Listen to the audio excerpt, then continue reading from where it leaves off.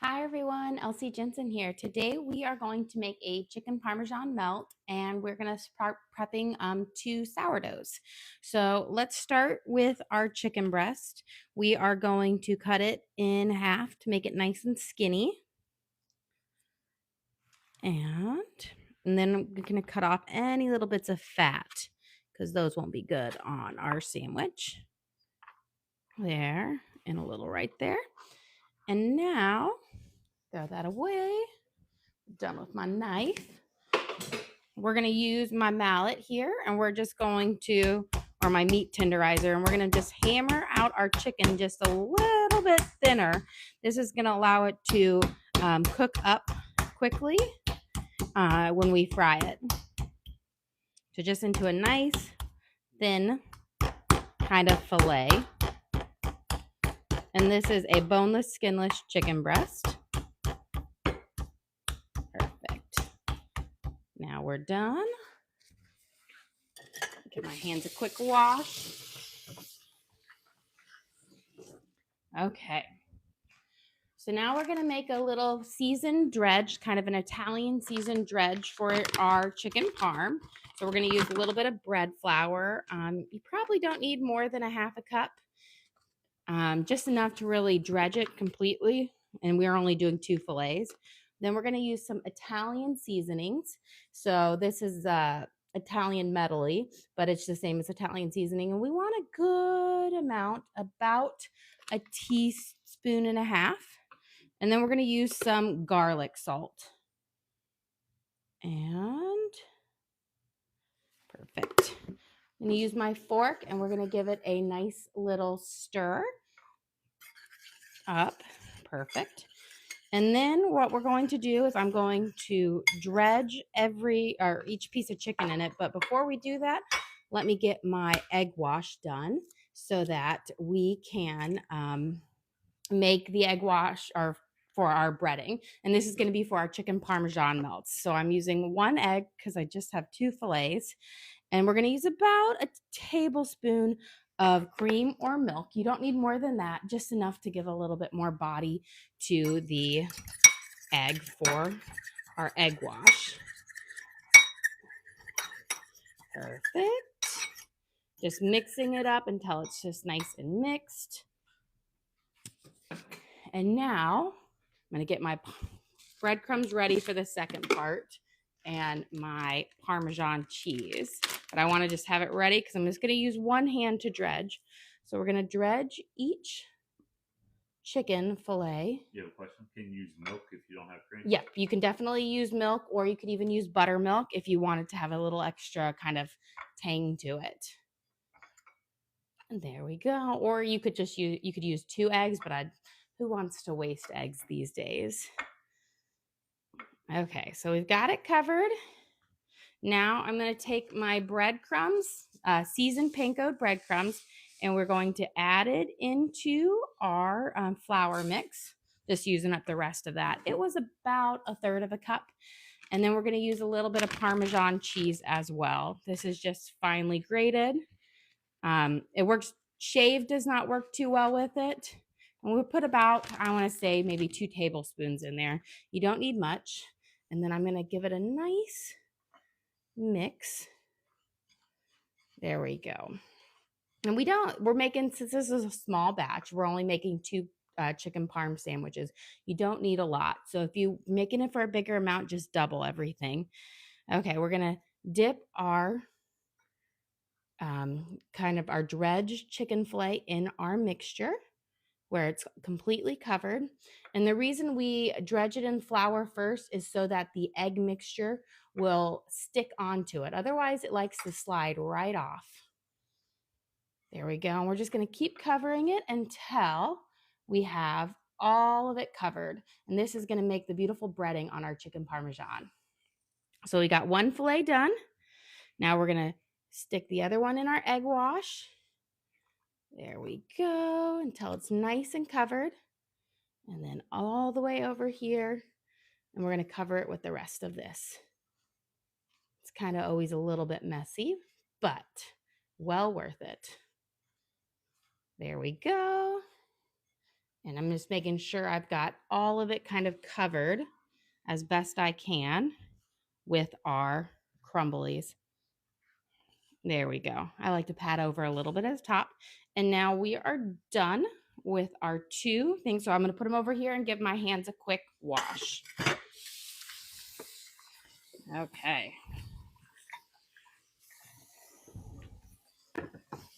You got to make sure touching some raw chicken. So we have our 2 chicken fillets coated in their lovely breading coating. So I'm just going to put a little bit of olive oil in my saute pan over here. And we're going to get ready to saute them up. You just want, that's about 2 tablespoons. I'm just going to use up the rest of this bottle because there's hardly anything in it. And we're going to saute it, get it nice and hot, and we'll put our 2 pieces of chicken in here, and we're going to saute them, fry them up until they're cooked through. And this is going to be the chicken part of our chicken Parmesan sandwiches. While I'm waiting for our oil to heat up, I'm going to clean up our countertop here because we're going to work on our 2 sourdoughs. We're going to make our basic one, and then we're going to make a cinnamon honey sugar brown one. But we're going to do it, start with sweet, and then later when we do our folds and everything into it, that's when we're going to make this like honey butter mixture that will fold into it. So we're just going to make the base to it. Let me clean up because we don't want any of our Parmesan crumbs in here. Okay, so this morning when I got up for my kids, I fed my starter so it would be nice and bubbly and active. You can look in there, you can see all of the bubbles in it. That lets you know that it is an active starter and is what you want. If yours isn't bubbly after you fed it, you might need to rehabilitate your starter, which means you just need to go through a couple of rounds of feeding it, every day to make sure it's back up to its good bubble. Okay. We're starting with our basic loaf, our basic sourdough one. So we're using our scale, got to use the scale. I find the cup measurements just don't work out as accurate. And if you want your stuff to turn out every time, use a scale. We're going to use 100 grams of our active starter. I'm going to give it a little bit of a stir. There we go. And then we're going to pour it in here. We want 100 grams of active sourdough starter. You have a question. What if your starter gets mold? If your starter gets mold, unfortunately, got to start all over. You got to toss it. I had that happen to me once when I went on vacation and I forgot to put it in the fridge to keep it, and it molded. So yes, I had to. It was sad. It was a very sad day, but I had to throw it away because you just don't want to take that risk. And luckily it takes, your starter shouldn't mold unless it's been, forgotten for a good hot minute. We were on vacation for 10 days and that's when it started to develop like that reddish pinkish mold. So we just had to toss it. So 100 grams of active starter in this bowl as well. And now we're going to add 375 grams of warm water. Got to use warm water. So I'm going to put, and that is about like 1.5 cups or so. There we go. Almost there. Perfect. But I smell my oil heating up here and I think it's nice and ready. So let me do my drop test and we can pop these chicken in it. If it bubbles, perfect. You see, we got a nice bubble. That means it is ready for our chicken fillets to go in. Let me get a pair of tongs. And then I'm going to turn it down to about a 5 because you want to kind of do a nice slow cook versus a high cook because you want it to cook through without burning. Make sure I'm going to get my oil underneath all parts. Perfect. And now we're going to let our chicken cook up. Take this out of the way. You got a question? The water needs to be warm? Yes. I like my water to be warm because it incorporates into the flour much better. You can do it with cold. It just doesn't work quite as well. Okay, we're going to add 375 grams of warm water to this. And it doesn't have to be hot. I just nice warm, like 80, 90 degrees. There we go. And that is simply because when you try to do cold in there, it doesn't incorporate into the flour well, so you can't get a good first mix on it. And so it incorporates, it leads to a little bit of more sticky in the beginning, but it hydrates well. We're going to put in about 2 teaspoons of salt. If you want to use a scale, it's between 8 to 10 grams. I've got it good visual that I do in my hand, which works perfectly. And now I'm going to take my dough whisk and we're going to just whisk it up until it's completely incorporated. Now this is my basic one. Now we're going to add a couple more things into this one before we whisk it. We're going to add some sugar. Let me put it back on here. It is 50 grams of sugar, which is about 1/4 of a cup. So I'm just gonna, perfect. And then we're gonna add some cinnamon. I like to do my cinnamon by eye instead of by kind of the gram thing because it kind of falls out fast. So we're gonna use about, for this part, about 2 teaspoons of cinnamon. Makes a nice little pile in our hand. There we go. So I've got this one all mixed up. Now we're going to mix up this guy and incorporate it. And then we'll add 500 grams of unbleached bread flour to each one. Now, for our cinnamon honey butter one, we're also going to be adding more cinnamon later. We're going to make a lovely honey butter cinnamon mixture that when we go to shape it and we laminate our bread out, I'll make lovely layers with that. So it'll kind of make a honey butter swirl in our sourdough. Okay. Got this guy all mixed up. You want to make sure you get that cinnamon mixed up pretty good. Otherwise, it kind of just floats on the top. Now, you got a question? Are you making cinnamon buns? No, I'm making a cinnamon honey butter sourdough loaf. So it's kind of a sweet loaf. I haven't done a sweet loaf in a while, and I feel like kind of craving it a little bit. Okay, we're gonna do 500 grams of unbleached bread flour. Gotta use bread flour, gotta use unbleached, because the bread flour has a higher gluten content than all-purpose flour. And unbleached helps with the fermentation process that sourdough needs. So we're going to add 500 grams to this guy. And then we'll add 500 grams to this one, which is about, again, around 3 cups. But I highly recommend that you use a scale because you can have a cup that is packed in, which could weigh 50 grams more than another cup. So it can be really off. And again, 500 grams of flour. Almost there. Okay, let's check on our chicken right here. I can smell it sizzling up nicely. Still, it has a nice golden one. We still need a little bit longer on there because we want it a little bit more golden, but I like to check it, make sure. Especially when you have cheese in your frying in your mixture, you have to be you can't forget about it because the cheese melts a little faster and can burn. Yeah, question. Do you need to use bread flour for your starter? Not for your starter, just for the bread. I actually use all-purpose for my unbleached, but all-purpose for my starter because it's cheaper, and that way I'm not wasting all my good bread flour. Okay, we've got our 500 grams in each one. Now I'm going to use my dough whisk, and we're going to mix it until it is just combined.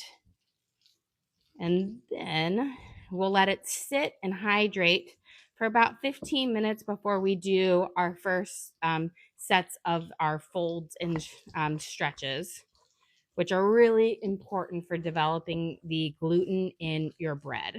So it's not, that is something, there's a lot of steps in sourdough that you can kind of, tweak with, but the folds and stretches are really important for giving you that delicious crumb on your bread. Okay. So this guy's mixed up.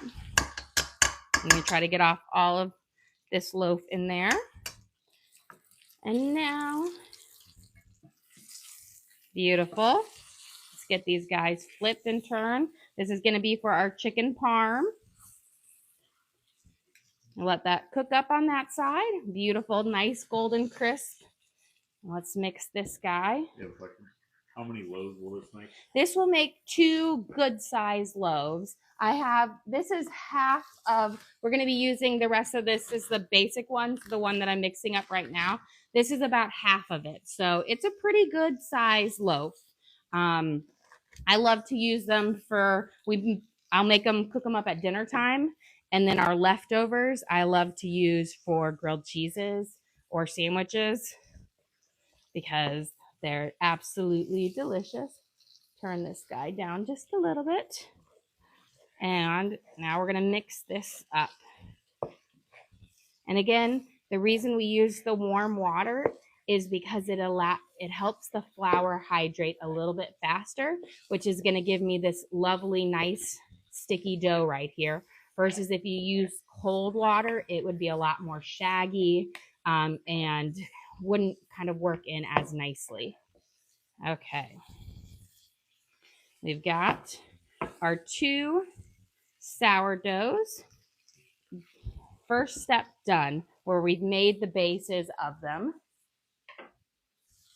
Okay. You have a question about sourdough? How do you get it started? So you've got to make it, unless you know somebody who already has theirs and they're willing. And so if they have it and they're willing to give you some, what they have to do is give you their discard instead of feeding it. So if you have somebody who does it, that can save you about a week of work. But you can make it your own, and it's not that difficult. It takes about a week. We do have videos posted up on our page, and the link in our page, that shows you how to make your starter. And it's using equal parts flour and water every single day for about 7 days. You'll discard half of it every single day when you add in your new ones. But it is a lengthy process. You can't just say, oh, I want to make sourdough bread and start from nothing if you don't have a starter. It's about 10 days before you get your first loaf. But we do have a video posted where you can learn to make your own starter. So this is our sourdough bread from the other day. I'm going to just check on my chicken over here. See if we've got a nice, oh, perfect. We're almost there with this nice golden crust. Perfect. Just maybe a minute or 2 longer on that, which we're getting there. Perfect. So this is our, what I call my traditional loaf, or my basic one. This is just the regular sourdough loaf, which is what we mixed over there. And I had over here, I'll see. We had some leftover. We're using our regular today, but this was our Gruyere fresh thyme and black pepper loaf that we made. Delicious. Can you make anything from the discard, or do you have to throw it away? You don't have to throw it away. I never throw mine away. I'm always making something with the discard. So just last night, I made this delicious garlic bread and this dessert streusel bread with about 2 cups of discard. I was actually really happy. It was a good recipe. But I have lots of recipes and videos posted on different things you can do with the discard. So I make it my goal not to throw any away because I don't want to waste anything. Food's expensive as it is already, that we don't need to waste stuff. But you'd be surprised. There's so many different recipes that you can use the discard for, and not just sweet stuff, not just muffins or scones, but you can make rolls with them. You can make pasta with it. Someone brought up a good point. But not until you've established the starter. Yes, in the beginning, yes. For that first 7 days, you throw it away. It's not good or anything like that. But after about day 5 or 6, your starter has a good enough ferment on it that you can use it in recipes, and it has a bit of that good healthy bacteria in it. Okay, we put butter on one side of each of our slices of bread. Those are what's going to be touching down on the skillet. And then we're going to be using mozzarella today for it. And we're going to use our chicken parm that we just, our breaded chicken that we just sauteed up. And then, of course, a little bit of marinara sauce. So we're going to put a nice layer of mozzarella cheese down. You want to make sure it doesn't go over the edge of your bread. Otherwise, it will just melt down and burn on your skillet. So I always just kind of tear it and put it on. You have a question about soup? If you're adding meatballs to soup, do you need to cook them first, or can you put them in raw and let the soup cook? I always cook mine first because if you put them in raw, there's a very good chance that they're going to fall apart in there. Now, what I do is just do a quick bake on them and then pop them in there. The other day, we made a French onion soup with some herby pork meatballs. Delicious. But I did a quick bake on them in the oven and then I popped them in my soup at the end. That way they won't fall apart, because until they're cooked, meatballs can fall apart really fast. Okay, so we have our beautiful cheese mozzarella down. I'm going to turn on my skillet to get it going on about a 6. And now we're going to put our chicken fillet, our fried beautiful chicken fillets on here. Nice, beautiful golden on each side. And look, it perfectly fits on our bread. Beautiful. And then, like any true, we're going to put a little bit of marinara sauce. Now, don't put too much because it will just squeeze out, but a little bit now, and then you can dip it in marinara sauce as well. So I'm using my favorite, Rao's. I love it. It's my favorite brand. We're going to put a nice kind of smear across on each one, just like that. And then we can save the rest for dipping. And then we're going to put a nice another layer of cheese on it. Perfect. Now, you could put Parmesan cheese on here, but I find that it gets a little messy, so I added it in my breading instead. But if you had shaved Parmesan, you could throw a couple layers of shaved on, but mozzarella works great. And again, I'm just making sure that when I put my little loaf of bread on, it won't overflow. So we've got it. And perfect. Now we're going to let it cook up. And the nice thing about the chicken being nice and hot, it's going to help with the melting of the cheese. Let me get a quick paper towel here. And I'm just going to wipe up a little bit of this marinara that fell off because I want it to cook up nicely on our thing. Okay, so we're going to feed. So I used my starter in here, and every time I use it, I always give it a little feed afterwards. So it's kind of replacing what I took. So because I have my bread flour out, I'm going to use bread flour, but I don't always use the bread flour. A lot of times I use all purpose. And so I'm going to feed my starter because we used a good portion to make our cinnamon honey butter bread, sourdough bread, and then our traditional loaf. So let me get a measuring spoon. And this is what I do pretty much every time I use it so that it stays nice and active. And again, I'm using my sourdough every single day, essentially. I'm going to do, since I just used a little bit, I'm just going to do 5 tablespoons of flour and then 5 tablespoons of water. Because I did feed it a little bit earlier there, but I want to just replace what I took. 4 and 5. And when you're feeding it, you just do equal parts flour and equal parts water. So now I'm going to get for the water, let's see, put a little more in here. And we're going to do 5 tablespoons. We'll mix it up, and then we'll do our stretch and folds on our sourdough. You have a question? How did you learn to cook solo? Years of practice. I started cooking for my family, like, my parents and whatnot, when I was 13. That was a chore. We had a bunch of different chores in our house, and we got to pick which one to do. And I decided I wanted to do the cooking and the cleaning up of the kitchen because it paid the best. And I got to control what we all ate. I got to pick what was for dinner. And it was the best chore, I'll tell you that.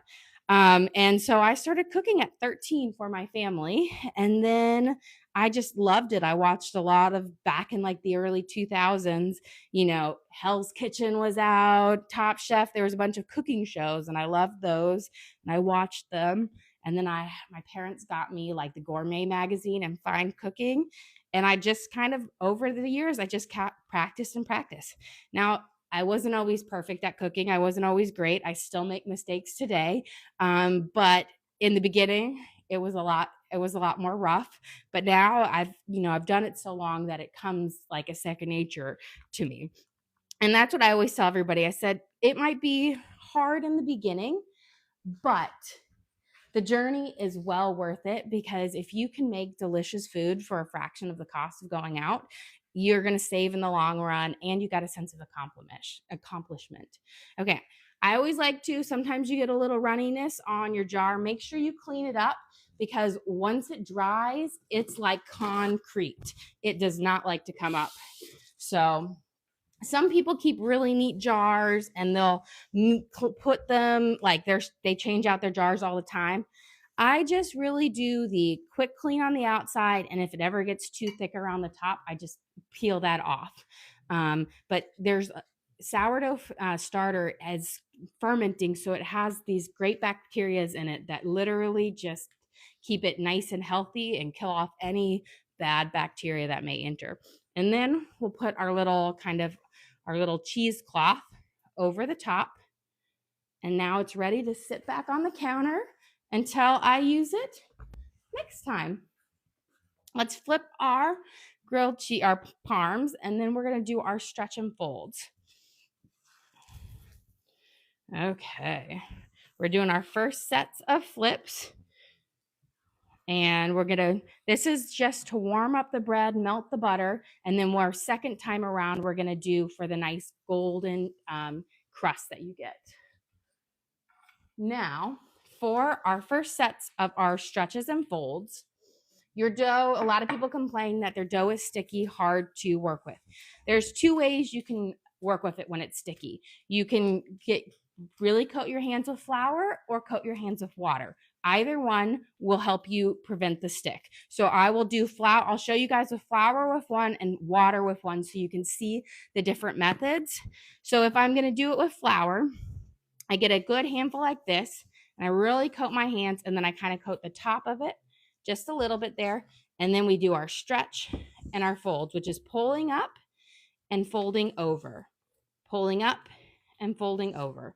And I do about 5 or 6 of these because this helps develop the gluten chains in it. And so, yes, it's sticky, but it gets you through the good first part of it. Yeah.